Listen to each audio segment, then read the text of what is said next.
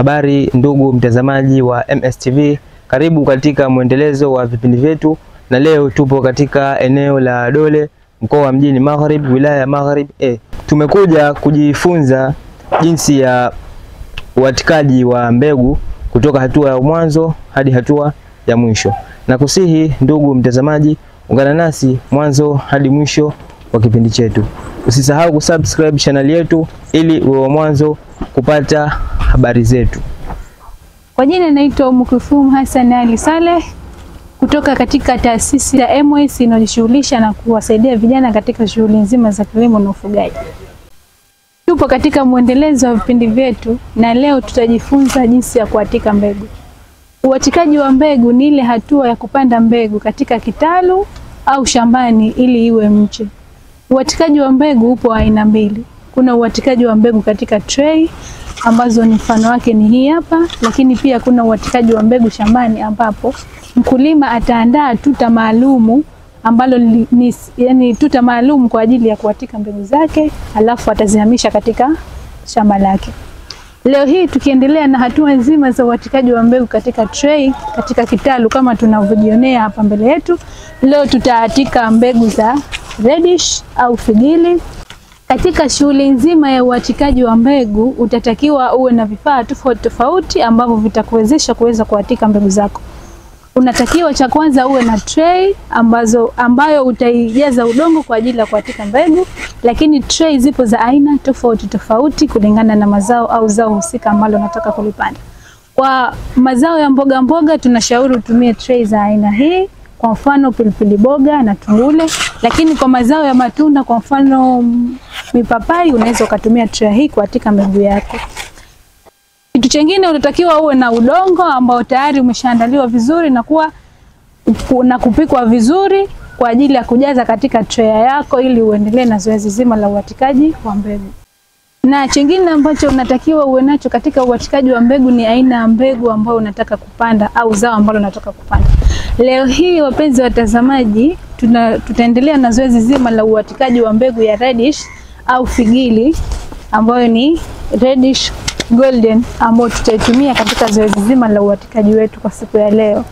Kwa hatua ya mwanzo tutaanza kujaza udongo wetu katika tray ili tuendelee na kuatika mbegu.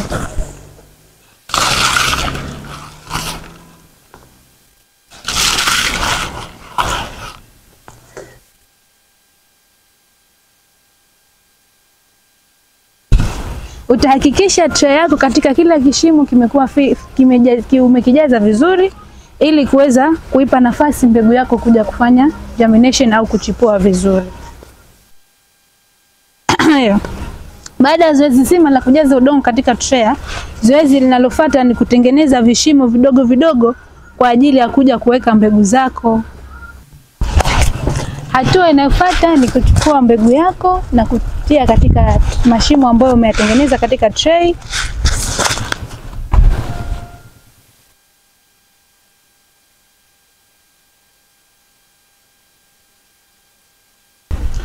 Baada ya kuweka mbegu zako katika kila kishimo, utahakikisha katika kila kishimo inaingia mbegu yako moja. Baada ya kumaliza zoezi zima la kujaza mbegu zako katika kila kishimo kwenye tray yetu, tutafunika kidogo kwa kutumia udongo uliobakia ili mbegu zetu zisipate joto zikaharibika.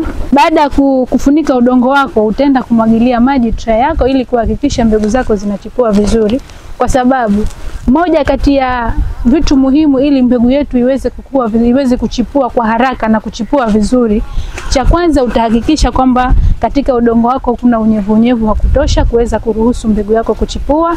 Lakini ya pili, tray hizi zitaenda kuhifadhiwa katika room maalum ambayo inaitwa germination chamber ili ziweze kukua vizuri, kwa kuzipatia kutokana na kuwa kuna condition maalum au hali maalum ili mbegu zetu ziweze kukua, pia kama uwepo wa gesi ambayo ni oxygen kwa ajili ya uchipuaji wa mbegu, lakini pia kuwe na joto ambalo litaweza kuruhusu mbegu yetu kuchipua. Hivyo ni vitu muhimu ili mbegu yetu iweze kuchipua katika tray.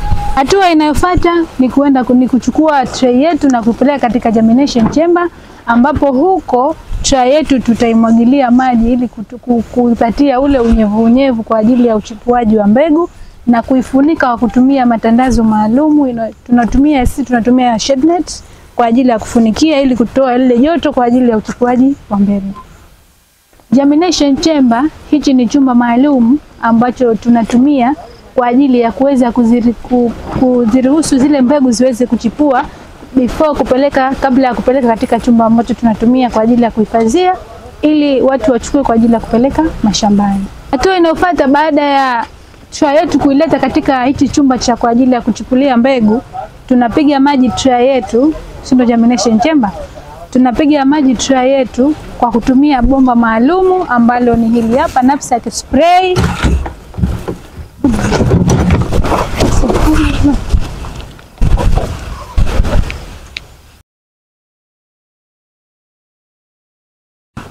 Utahakikisha kwamba tray yako yote imeshajazwa, yani ina unyevu, ina maji, umemwagilia maji yote ili kuweza kupata ule unyevu ambao utakurahisisha mbegu zetu kuweza kuchukua vizuri.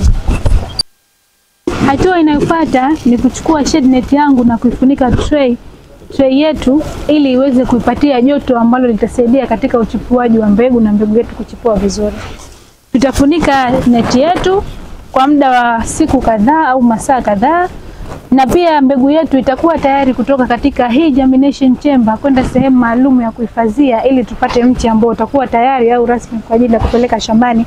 Baada ya tu pale utakapoona katika miongoni mwa mbegu zako imeanza kuchipua, utatoa tray yako, utapeleka chumba cha kuhifadhia ili iweze kukua vizuri.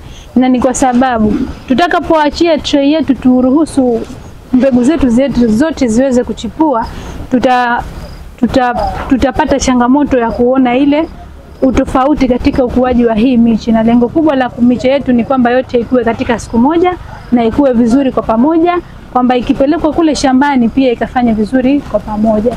Kwa hiyo sasa, kama mkulima mwenzangu, unatakiwa ukiwa una germination chamber yako kwa ajili ya kuhifadhia tray zako ambazo tayari ushazijaza mbegu zako kwa ajili ya kuweza kuona ule uchipuaji wa mbegu, pale tu utakapoona miongoni mwa mbegu zako tayari zishaanza kuchipua, unaruhusiwa au unashauriwa kuweza kuchukua tray yako na kupeleka katika chombo maalum ili iweze kuchipua zote kwa wakati mmoja, kwa sababu unapoiacha ile moja ichipue wakati unaifunika katika hii shade net, utaupa stress ule mti au utaupa changamoto ile mbegu ambayo imeshaanza kuchipua kupata mazingira ambayo atakuwa sio rafiki. Kwa hiyo unapoamua kuchukua tray yako na kupeleka kule, utaenda kuruhusu zile ambazo hazijachipua ziweze kuchipua vizuri, na ile ambayo imechipua iweze kukua vizuri ikiwa na afya nzuri. Na hichi ndicho kitalu chetu ambacho mbegu zetu au tray zetu ambazo tayari zishaonesha kuchipua kutoka katika germination chamber, tunakuja hapa tunazihifadhi ili kuweza kuziruhusu ziweze kukua. Na miche yetu ndio hii hapa ambayo tayari imeshakuwa vizuri na inasubiriwa siku maalumu au siku zake maalumu kwa ajili ya kupelekwa rasmi shambani. Kama tunavyojua, miche inatofautiana siku zake za kupelekwa shambani, kwa sababu kuna miche ambayo baada ya siku 15 unapeleka shambani, kuna miche ambayo baada ya siku 21 unapeleka shambani, kuna miche baada ya siku 10. Kwa hiyo unakuja kuhifadhi katika hichi kitalu chetu mpaka muda rasmi kwa ajili ya zao letu kulipeleka field.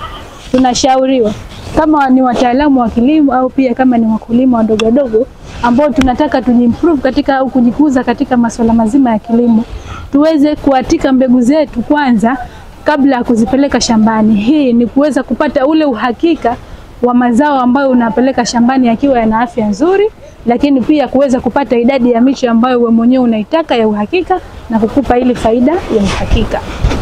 Nijifunza jinsi ya kuatika mbegu kutoka hatua ya mwanzo hadi hatua ya mwisho. Je, ni vigezo gani ambavyo tunatumia kutambua kwamba hii mbegu ni bora ama sio bora? Kama tunavyojua kwamba wakulima wengi kwa kipindi cha sasa hivi wanatumia mbegu ambazo ni hybrid au mbegu za kisasa, ambazo katika mbegu hizi hapo zinakuwa zipo katika packaging maalum au katika mifuko maalum. Kwa hiyo sasa, kama ni mkulima unataka ujue ubora wa mbegu yako, kuna vitu muhimu ambavyo katika ile packaging ya zile mbegu vinakuwa vinaambatanishwa. Kwa mfano, asilimia ya uchipuaji wa mbegu, Lakini kikubwa cha kuzingatia kama ni mkulima, mbegu yako ili uione ina ubora mzuri au ubora mkubwa ambao wakulima wengi tunapenda kutizama ni ile asilimia ya uchipuaji wa ile mbegu yetu. Je, mbegu yetu ina asilimia ngapi ya uchipuaji baada ya kuatikwa aidha kitaluni au katika field au shambani? Kwa hiyo hicho ndio kigezo kikubwa ambacho kinatuonesha kwamba mbegu yetu ni bora, lakini pia asilimia ya usafi wa ile mbegu au tunaita percentage purity ya mbegu. Hivyo ni vitu muhimu sana katika mbegu yetu ili tuweze kujua kwamba mbegu yetu ina ubora wa kiasi gani, na kila lebo inakuwa imecontain hivyo vitu. Okay. Tumeona ni katika hii taasisi ya MS Agriculture Service, manake mnatumia teknolojia iliyokuwa nzuri kwa ajili ya kuatika mbegu zetu. Je, kwa upande wako una maoni gani ama kitu gani kifanyike ili hii teknolojia ambayo mnatumia nyie na watu wengine waweze kuitumia katika hii nchi ya Tanzania? Maoni yangu makubwa ili tuweze tuweze kukuza huu uzalishaji wa miche, hususan miche ya mboga, pilipili boga, tumbule na miche mingine. Kwanza watu wapewe elimu au taaluma kuhusiana na jinsi hatua kwa hatua kuanzia katika uandaaji wa udongo maalum kwa ajili ya kuatikia hiyo mbegu mpaka katika shughuli nzima ya uatikaji. Lakini pia kutolewe kwa vifaa maalum kwa ajili ya hiyo shughuli nzima ya uatikaji. Kwa mfano, ili tuweze kuendelea katika shughuli nzima ya uatikaji kulingana na mazao tofauti, lazima tuwe tuna tray maalum kwa ajili ya kuatikia mbegu, lazima tuwe tuna eneo maalum kwa ajili ya kuhifadhia, lakini pia kwa ajili ya kufanyia germination chamber kama tulivyosema hapo awali. Kwa hiyo kikubwa kwamba kujengwa maeneo maalum ambayo yatakuwa ni rasmi kwa ajili ya kutengenezea udongo kwa ajili ya kuatikia, lakini pia zoezi zima la kuatikaji wa mbegu fanyike huko. Na la mwisho, ningewaomba wakulima wadogo na wakubwa waweze kufika katika taasisi yetu ili kujipatia taaluma zaidi katika swala zima la uatikaji wa mbegu mpaka swala zima la kupanda kule shambani. Ni mimi mtangazaji wako Omar Simba, MS TV.